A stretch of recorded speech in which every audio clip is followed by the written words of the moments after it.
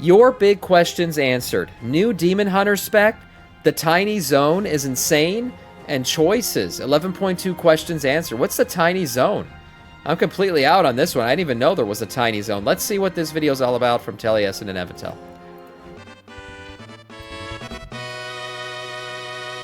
Hello, Internet. Taliesin here, and welcome to another episode of the Weekly Reset, Taliesin and Evitel's wondrous wisdom show in a week, where there Did Taliesin get a new camera? This feels like ultra clear today. I don't know what this is. This looks very, I don't know. Maybe he got a new camera. Maybe I'm tripping. One thing to talk about, and no, it's not that charged bolts are getting nerfed by 60% in possibly the greatest shock in World of Warcraft history. Yeah. No, it is the reveal of patch 11.2, Ghosts of Karesh, and the final boss of the War Within expansion, Dimensius, the all-divine. Has he been tested yet? Anybody see any testing on Dimensius yet? Is he like I thought I saw somebody in the chat say that the boss fight's crazy or something. I know raid testing should be beginning, so yeah, you guys let me know. I haven't seen anything, so maybe they haven't gotten to that point yet. Or maybe the raid hasn't opened up. I saw the new dungeon. You guys were testing that, but Bowering. Could be a crazy fight. I don't know. People thought Gallywix was too easy, so maybe they're going to think this one crazy He's bigger hard. than Stormwind. Did you know he's bigger than Stormwind, though? Well, he is. Man, The adventure guide is nuts. Okay, Jones, that's what it is. People checked out the adventure guide and said he's got a lot of abilities and shit going down. Okay. Now. Yes, it's the patch and final boss that we predicted before the expansion even launched, and which I know you've read and watched and heard all about by now, so this is not an announcement recap video. That's boring anyway. No, one reason this episode is a day or so late is because we have been playing the absolute life out of this PTR. We've devoured it to find out what all those things you've heard about actually are and how they work. And I think we're in the position now where we can actually answer some of the big and important questions that you have about the patch.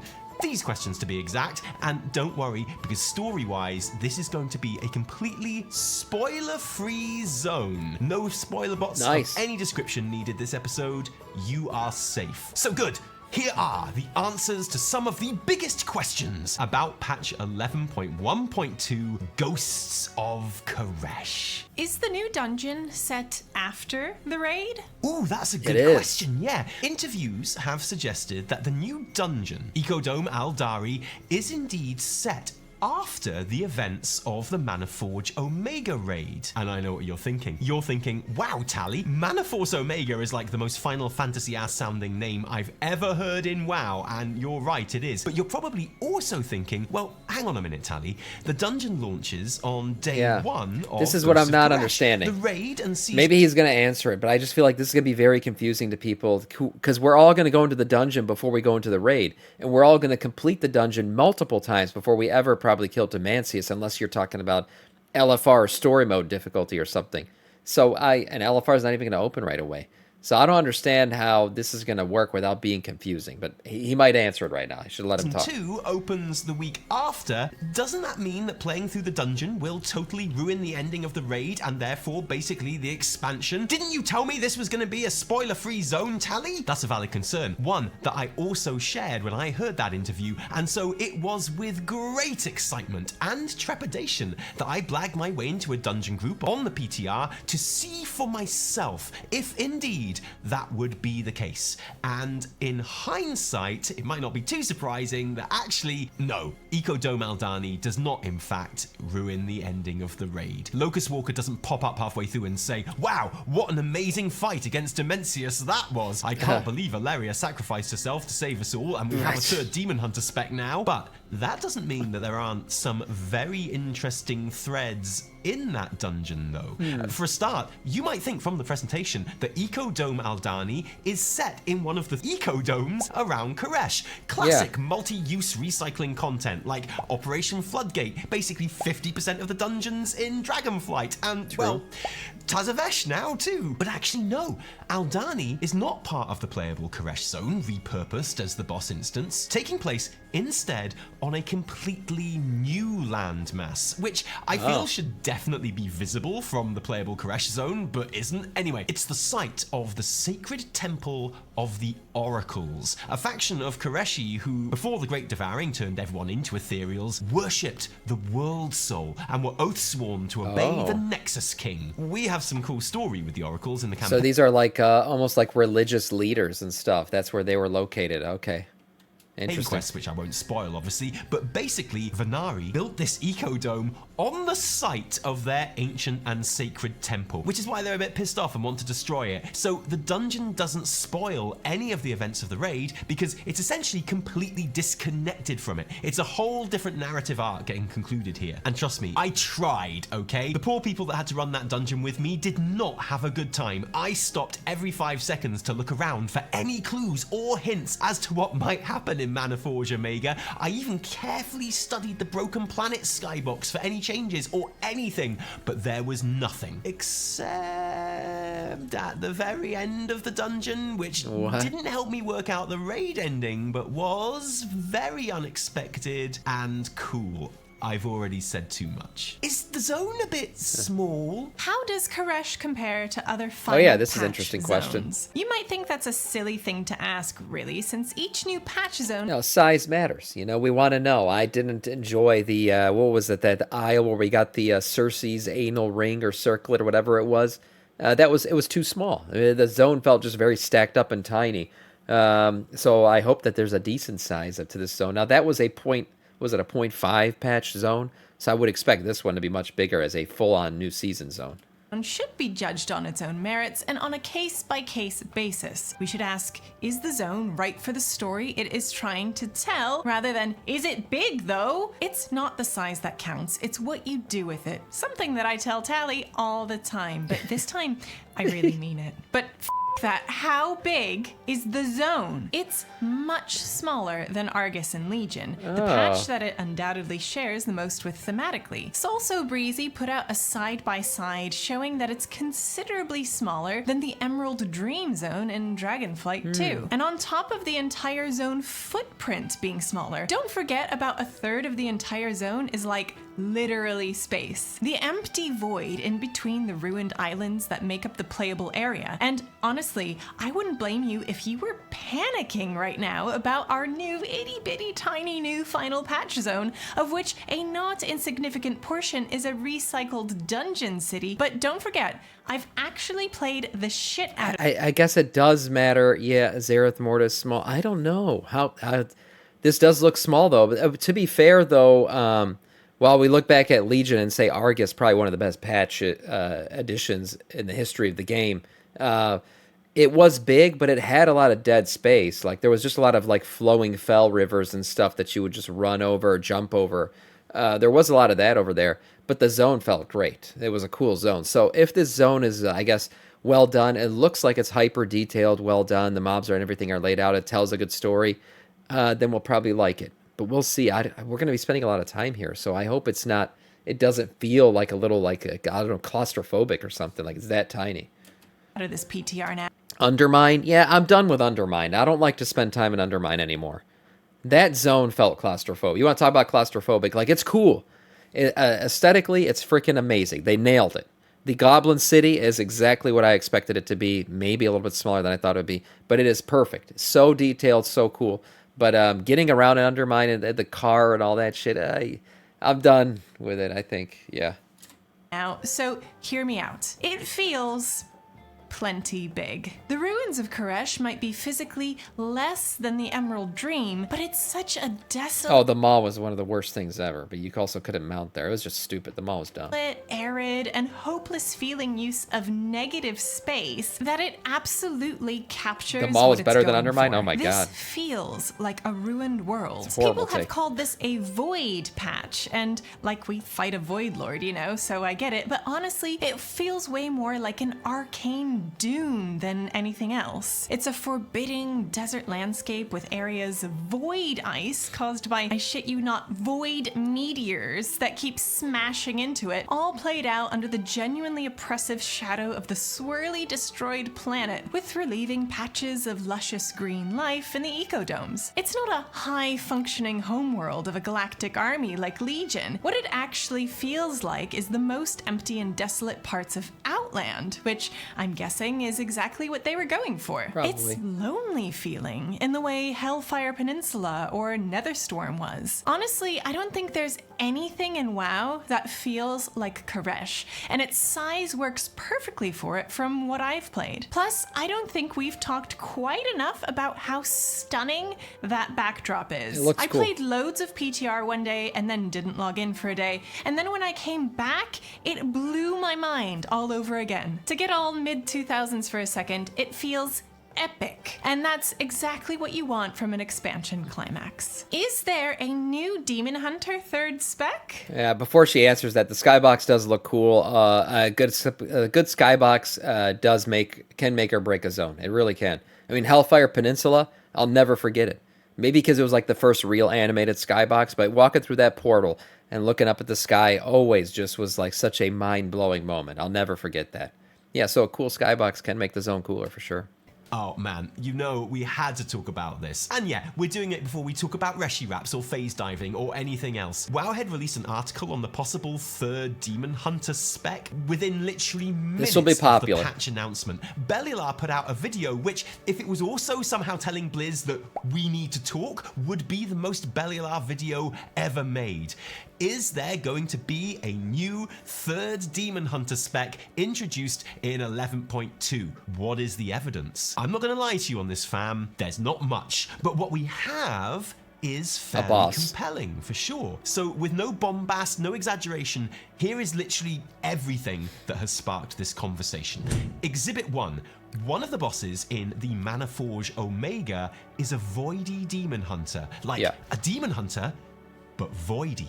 As opposed to Felly. And like, yeah, demon hunters already use a fair bit of shadow and void stuff anyway, but Adaris Duskblade is like more voidy, okay? I think if this is all there was, then I would be pretty confident saying that there is no... I looked at his abilities. All of his abilities are based on void. He doesn't just look voidy. He is using void abilities. That's all of his stuff. It has nothing to do with the Fel anymore. And interesting enough, he's an optional boss. Like, this boss fight is optional. Like I said, I think it's the first one we've seen since the Butcher in WoD. I don't remember another optional boss. But yeah, this one's optional. So clearly Blizzard added it in as for some reason. It could be for this third spec. But I'm just speculating there. Actual evidence at all, to be honest. In Dragonflight, we fought raid bosses that were Nobody Night asked, Elf I watched the Shaman video. and Druids of the Flame. Do we now have playable Night Elf Shaman and Druids of the Flame? No.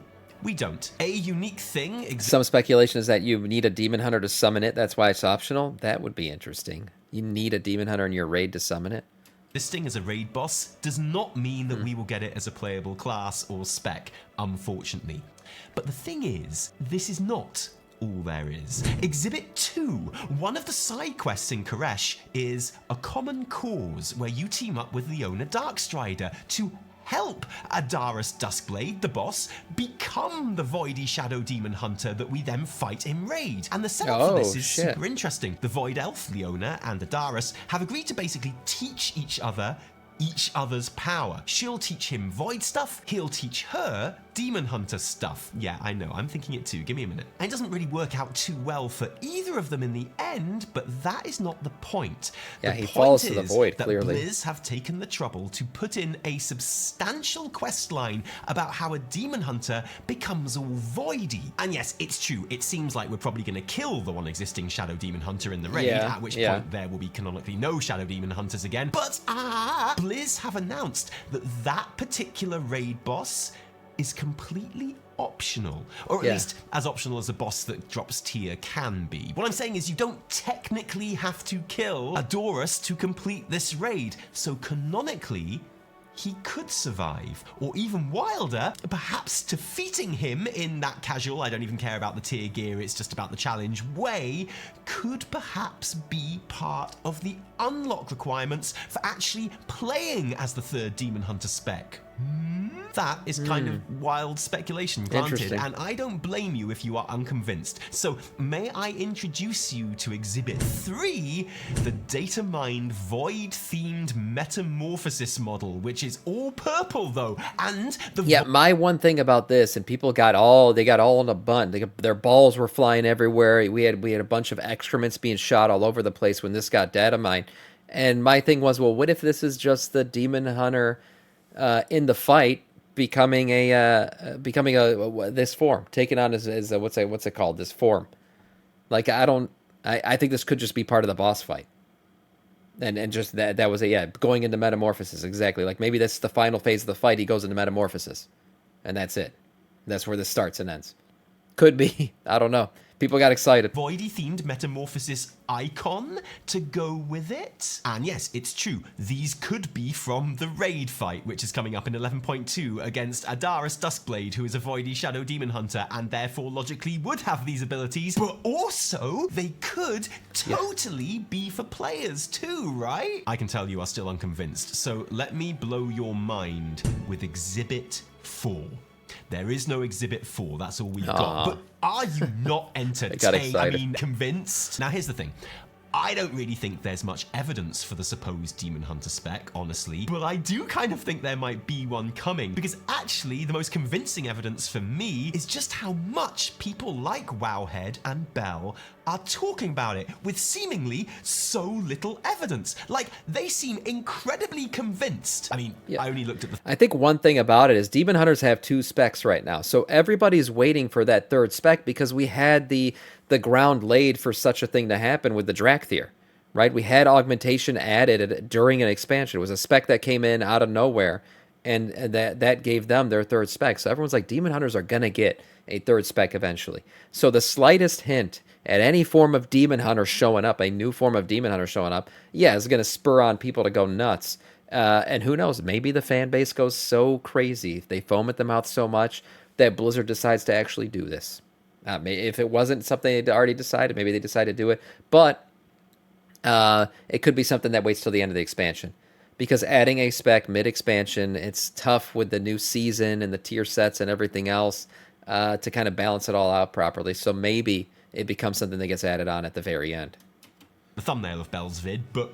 I mean, that seems convinced, right? Like and a no pre-patch joke, or something the fact that for they are midnight. willing to speculate so hard on such meager evidence genuinely makes me wonder if those guys all know something that I don't. And that is completely possible. I basically know nothing. So I am not ruling this out. Since Dragonflight, we Where's do my now Tinker have class? a precedent of new specs being introduced in expansions. This could definitely happen. Just based on this evidence, I think the most likely thing that's going to happen is that Void Elves are allowed to become Demon Hunters. Yeah, they're actually going to pull a fast one on us, as Beer Nutter said. They're going to make augmentation Demon Hunters. Yeah, that'll be good. That's a good addition to the game. With all the cool new voidy So they can be customizations that useless. would bring, including a cool shadowy void metamorphosis, most likely. But I don't know, Wowhead seemed very excited. We are linking that article and some others we think you'll find interesting in the description of this video for you to have a look at and make up your own mind. Genuinely, let us know what you think in the comments here, okay? Convince me this is going to happen. Does recycling Tazavesh feel cheap? I know that when Tazavesh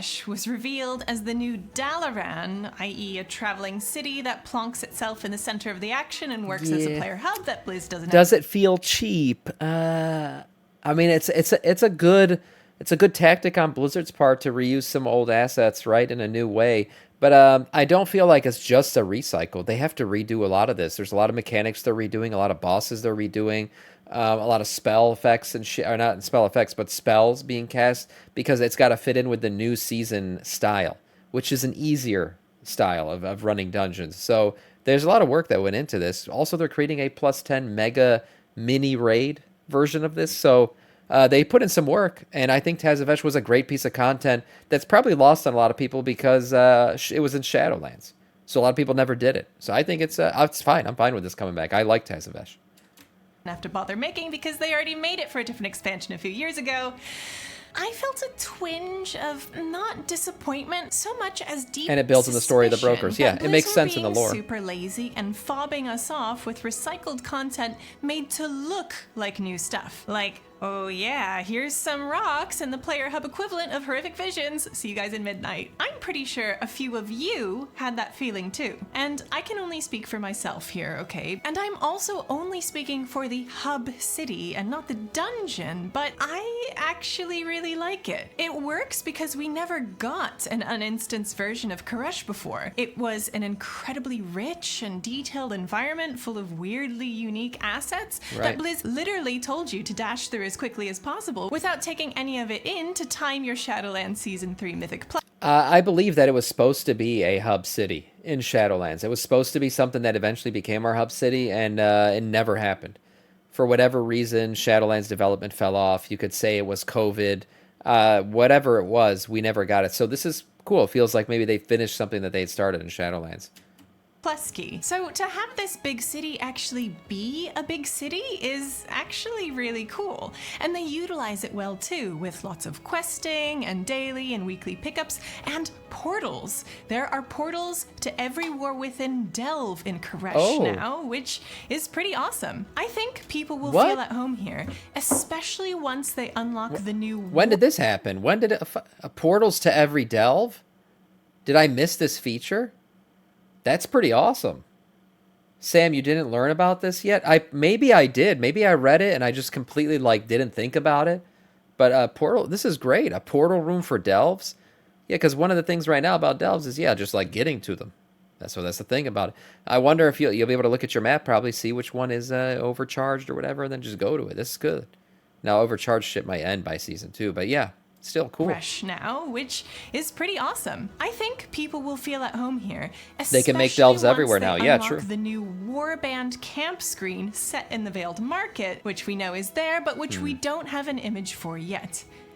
I'm guessing it's going to look a bit like this. After some time on the PTR, I'm basically won over. I feel like using Tazavesh as a hub was a really good call. There is a caveat to this, mind you. I can't guarantee I'm going to feel the same about this place after an entire season of not just having it as a hub, but also as a part of the Mythic Plus rotation, because yeah. that is a lot of Tazavesh, frankly. And it leads us on very nicely to our next question. Is Season 3 a bit shit? No, what? Season 3? Come on. It looks like it's going to be fun. Yeah, some dungeons are not ideal, but I think it'll be fun. Maw delves? Oh my god. Why is there so much of, fevernousness for Maw content right now in the chat?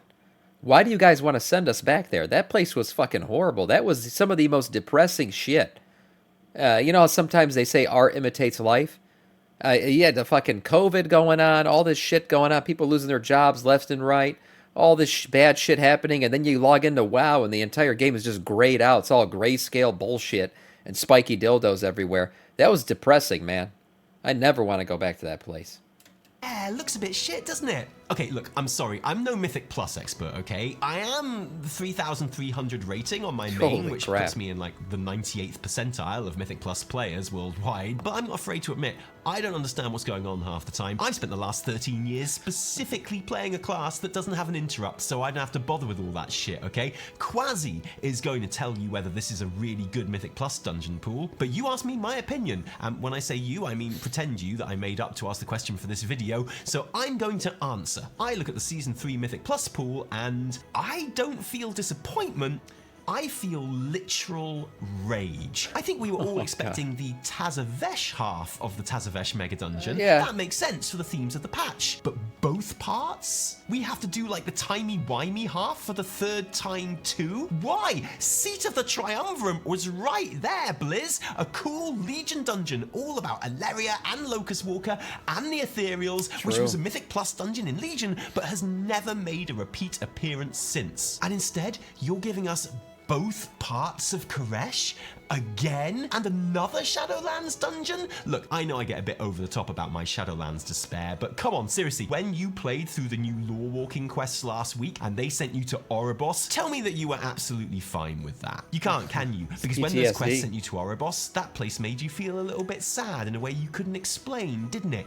That's the Shadowlands effect. And guess what? There are almost as many Shadowlands dungeons in Season 3 as there are War Within dungeons. There will now have been 7 Shadowlands dungeons in War Within Mythic Plus seasons, or one less dungeon than War Within launched with. I accept I'm probably being a massive dick about this, because I am a massive dick. And actually, I genuinely think Mythic A lot of dick size references today. A lot of that going on in the video. Plus is in a great place right now. I'm not hating it. Even more so with the introduction of dungeon waystones in 11.2, which work as checkpoints, so you always know where you'll respawn. This is a great if ad. you die and release in the year of 2025. Amazing. So I hope I'm proved wrong and everyone laughs at me, but this list did not spark joy. I am looking forward to Algari though, and Dawnbreaker and Floodgate are legit 2 of my favourite dungeons ever. So you know what? I'm coming round to it actually, to some of it. Ignore me. Is it an ethereal patch or a broker patch? A comment I've seen quite a lot online since the launch of the PTR is that this is, in fact, not the ethereal patch that we were expecting at all, but actually a broker patch. The hub is Tezavesh, after all. The eco-domes that dot the landscape are built by Venari and maintained by your broker buddies. On the face of it, yeah, the actual classic bandagey space mummies are playing second. Man, that is a cool freaking transmog. Holy crap. They got to make these guys playable. I mean, there's no choice. No choice. They got to do it. People are going to be so disappointed. Fiddle to their mech suit brothers and sisters here. We fight a lot of ethereals, specifically Shadow Guard, but the classic ethereal factions like the Protectorate, the Consortium, and the Ethereum are either completely missing or basically missing. But to say this is a broker patch rather than an ethereal patch is unfair, I think. The only remaining native inhabitants of these rocks are the various tribes of wastelanders, who we see plenty of, and it's really cool seeing what life has been like for those ethereals. It's just looking at the ethereals now, there's so much detail to them. Clearly, like, identifiable classes as well, and then, like, just the way the gear sits on their bodies and everything. Their rigs are ready to be played. It's just a matter of Blizzard pushing the button at this point. It's not powerful or important. They've got all the enough animations, to travel everything's through space ready. and dimensions like all the ones we've met previously have been able to do. These are desperate Mad Max style ethereals fighting for their lives. We talked about the oracles earlier, and they're really important for sure. There's also the Nakroan, who have spent the last 10,000 years or so worshipping Xalatath. So obviously, yeah, I feel great affinity to them. But more importantly, the ethereals are absolutely integral to the main story in a way that makes them feel central. I don't want this to be a spoiler video, and man, there are some awesome spoilers I'm going to talk about in future, very clearly marked spoiler videos in the next week. But in the campaign, we learn about exactly how the ethereals became the ethereals, and it's genuinely juicy, moist lore orgy all over my face. I love it. This is the ethereal patch. You know, it suddenly occurs to me that we haven't really spoken about the advertisement. This video's doing things, man. This video's doing things. Features of this patch. We'd better do that. What is phase diving, and is the artifact cloak as obnoxious as it sounds? Ah yes, the Reshi Wraps, the upgradable player power MacGuffin of... I hate the name, I'll be honest. I hate the name Reshi Wraps. I don't hate, I'm not a hater of WoW. I generally give Blizzard a lot of excuses. I enjoy the game, so I feel like I shouldn't talk shit about something I clearly put a lot of time into, because that would just be a weird thing to do. Like, why would you play something that you hate? I don't hate the game at all. But Reshi Wraps, like, what was that the name they chose when they put all the names on the board in the office and everyone voted on it? It just sounds like something that comes from like I said, like the woke sub shop that does veggie wraps, and it's like, oh, can I get a Reshi Wrap? Hold the mayo. It just sounds not cool. It could have been something cool. Like, I don't know, the ethereal cape, ether cape or something. I don't know. Whatever. Could have been something better than Reshi Wraps, for sure. 11.2. I think the ill-advised use of the word artifact when it sounds like a food describing item, the yes. Reshy wrap cloak in the Blizz reveal made everyone do a little bit of sick in their mouths because it conjured images of some kind of endless grind over multiple weeks to get the cloak to a level that is even usable or fun. The main player power associated with the cloak, initially at least, is an accompanying proc effect based on your role. So damage if you're DPS, a protection shield for tanks, or some random heals thrown out if you're a healer, you know, the kind of thing. And fibers, which work like gems in a socket and allow you to choose the secondary stat that the cloak has. So far so good. The cloak is item level 701 when you're first given it, so it must be upgradable, and the implication is that this will be done through weekly capstone quests, which will also have their own story going on and may involve you doing other types of content like mythic dungeons or delves. So yeah, time-gated upgrades over multiple weeks. What's not to love? And you might also feel the slight taste of sick in your mouth right now, but ignore that, that's fine. That's not the only way to upgrade the power of the cloak either. There is a raid renown track for Mana Forge Omega, and one of the rewards on that track will increase the cloak's effect while in the raid, as well as shoes in all armor types that drop from the raid that double the proc effect from the cloak, and a ring that interacts with it too. I would say that for me at least, my enjoyment of this upgrade process is going to depend quite a lot on how engaging that story that goes with it is. We'll have to see. But we haven't even mentioned the actual feature that cloak allows you to take part in, phase diving. Pads dotted around the zone let you enter nether space, just like a real-life Ethereal, which is an alternate version of the zone with different enemies, objectives, world quests, and secrets. I ran around for quite a few hours and found a couple of treasures, including one especially cool one which involved you reuniting some ghostly brothers. I found a book to read that didn't exist in the Outer Realm, and a few bosses too, including a giant dragon called Reshanor, who swooped in and absolutely flattened me. I'm guessing he's like the world boss. Damn. It was scary and I liked it. There is also a talent tree related specifically to phase diving, the Hourglass of Horrific Visions, I guess. It's just, the talent trees are getting a little bit old for me too. Like every time a new piece of content comes out, there's another talent tree that you got to fill out. Like the Visions of N'Zoth had one revisited. What else? Now we got the Delvers one too. For the Delves, we got a talent tree. I guess it's a way for them to time shit out. So you eventually get stronger as time passes with these things. But I just don't participate in them after a while. I don't find them exciting or fun. It feels like time gating. That's all it feels like. Yes. The first upgrade lets you use phase diving pads in delves, or maybe just the new delve. That's unclear right now. The second upgrade gives you a damage proc specifically when you're in nether space. The third lets you see phased items in the normal world, and the last current upgrade unlocks the cool related 3-part transmog set. And that reminds me, do we get playable Ethereal? No, never. Sorry. But there are some absolutely wonderful Ethereal transmogs in this patch. Pretend you're an Ethereal. Not in the raid, that's its own thing. And we'll be ranking the tier sets in a separate video as you... This is what I thought the tier sets would look like. It feels like the tier sets don't fit with the theme. I think Blizzard should go back to themed tier sets per class. I like, that's to me the best version of tier sets. They tried just like themed sets. Remember Battle for Azeroth, where they didn't do it by class, they just did it by theme.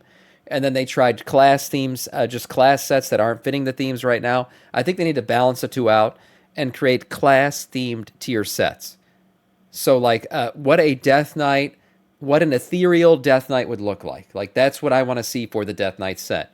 Right? A mage one would be an obvious play, super easy. What an Ethereal Rogue set would look like. Like those are the things that I want to see out of the raid. I don't really like the new tier set that just feels like it's just dropping for, like it makes no aesthetic sense whatsoever as to why it's dropping from this raid. But here it is, put it on. You know? I like when you look at a set and you can kind of aesthetically tell where it came from. That's kind of what I'm saying. The Reshy wraps and the outdoor sets in 11.2 are absolutely incredible and tick every glowy... Yeah, these look great. These look better than the tier sets. Blizzard doesn't want to theme tier sets after content, but by class. Yeah, I'm saying do both. I want both. Arcane mummy box I could have possibly Ethereal asked Death Knight for would look like in sadness. all their different recolored glory, like especially tattered the cloth bandages. set, which is very fitting. What's the whole Farmville thing? Okay, yeah, so people saw the presentation and they kind of talked about a thing where you bring species from all around Azeroth into the Ecodome to repopulate the fauna of Karesh. And in some parts of the community, that seems to have become like there's a Farmville or Stardew Valley thing going on in Ghosts of Karesh. And that's not 100% untrue, but also Some classes don't fit the raid theme, Sam. The problem is some of them would look like shit, like the Death Knight one. Yeah, well, that's okay though. I'm all right with that. I'm all right with a raid themed around druidic stuff, like God, what was the raid that we ran in Dragonflight towards the end that was very druidy? Had like a whole druid section stuff. Like, I'm okay with like every class having its moment. Like, it's all right that if Shadowlands is very Death Knight themed, that Death Knight's got really cool looking sets out of it, because you can T-Mog anyway, so it doesn't matter. You don't got to wear the look of the set. And then I'm all right with, right now, rogues and mages getting really cool looking sets because ethereals have typically played those roles in the game. I'm fine with that. Not everybody has to have the coolest set every single time. It's okay if, like, you look at a raid and you're like, oh, a really cool Death Knight set's going to come out of that one. Or, oh, this is going to be great for mages. I'm fine with that. Because you can transmog anyway, so it doesn't matter. that's not really Amir Drasil. Yep. Ecological Amir Drasil dropping a cool, druid set would make sense to me. Succession is Death basically Knight, not so much. the Karesh world event. It appears on the map with a world event style marker with a little horn on it, and you get a wriggling box for completing it every week, which is the Karesh version of the standard world event cache like you get from the theatre event or whatever. That, however, is to do ecological succession a disservice, because the gameplay here is way more involved and cumulative than any world event in War Within. It took me 51 minutes to complete all the intro quests and introduce bees into the Oasis Ecodome, and the achievements tab suggests that there's another 7 such quest lines which will unlock, presumably weekly, to introduce other varieties into the dome over the life of the patch. And it seems like each of those species will have their own world quests that become available once they're in the dome, and you have to complete enough of these world quests for each species to fully integrate them over time. It's a lot of work, and if the bee quests are anything to go by, it is very chill work. Collecting honey, taking photos of them, tagging them, basically the exact opposite vibe from the universe-ending shenanigans of the main questline. And you probably already know how you feel about that either way. Personally, I really enjoyed I won't do it that hour much. or so helping the bees, and I can see myself getting about halfway through all of the ecological succession stuff before getting distracted by something else and leaving it as a half-full bar until I literally die. That's not a criticism, I think it's cool, I just know how I interact with content. Another new feature I remember being mentioned was warrants, but I wasn't really listening, sorry. Oh yeah, I did this as well. It's basically just a weekly notice board in Tazavesh that tells you to go out and kill one of the elites in the zone, or maybe in Netherspace. But it's a bit more involved. The one I did was Grubber, and I had to go and do quests for 3 different NPCs to get the stuff that I needed to make a lure so I could summon him so I could kill him. It was fun, but nothing groundbreaking. It was cool. I'm sure there are many other questions you have that I may or may not have answers to. Maybe join us on Twitch during the week or on the podcast every Thursday on this channel to ask. But no doubt even more will be unfolding this week and as the weeks go by. And we haven't even started talking about the big spoilers yet. Oh, I cannot wait to start talking about them. I'm especially interested to learn, for example, when the release date of this patch will be. Are they going to place it before or after Gamescom, which is where they're going to announce midnight? I guess after, but I'm sure we're going to find out soon. I think before. I do.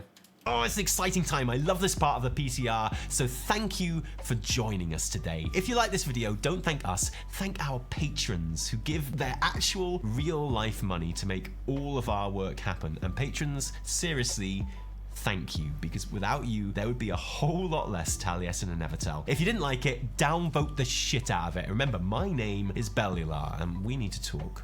Yeah. It's a great line. It's a Bellular line. Yeah, nice video. I enjoyed talking about this stuff. Good questions being asked. The zone being a little bit small was kind of concerning to me. When they showed that, I was like, oh shit, really? And Demon Hunter spec, playable ethereals, like the questions everyone's asking. Cool video. We'll see if this all pans out and ends up being a nice patch cycle throughout, finishing off this cycle of the War Within and moving into Midnight. Nice video.